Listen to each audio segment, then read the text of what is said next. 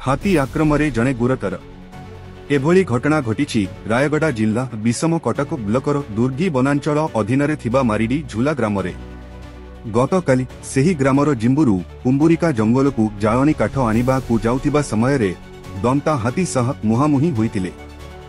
गत किछि दिन हेबो विषम कटक वनांचल रे एक टिकिया हाथी पल गाँ मुहा हेउथिबा बेले वन विभाग एही हाथी मानक गतिविधि उपरे लक्ष्य रखिछि। हेले एही हाथी पल केते बेले केउ अडे जाउछि तार सठिक ठिकाना रहु नाही।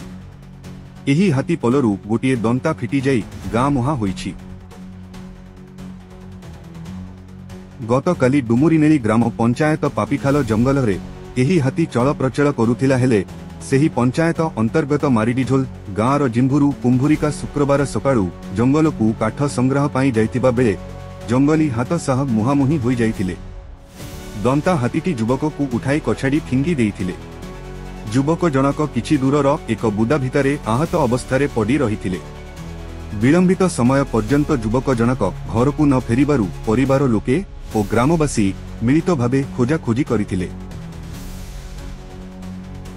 हेले आज सकाळे युवक को स्थानीय जंगल भितर एक बुदा भितरे आहत अवस्थारे उद्धार करी गाँ को आनिथिले। खबर पाई मुनिगुड़ा बनखंड अधिकारी विषम कटक वनाचमल कर्मचारी माने मारिडीझोला ग्राम रे पहुंची आहत जिंभुरु को प्रथमे विषम कटक गोष्ठी स्वास्थ्य केन्द्र रे चिकित्सा पाई भर्ती करिथिले।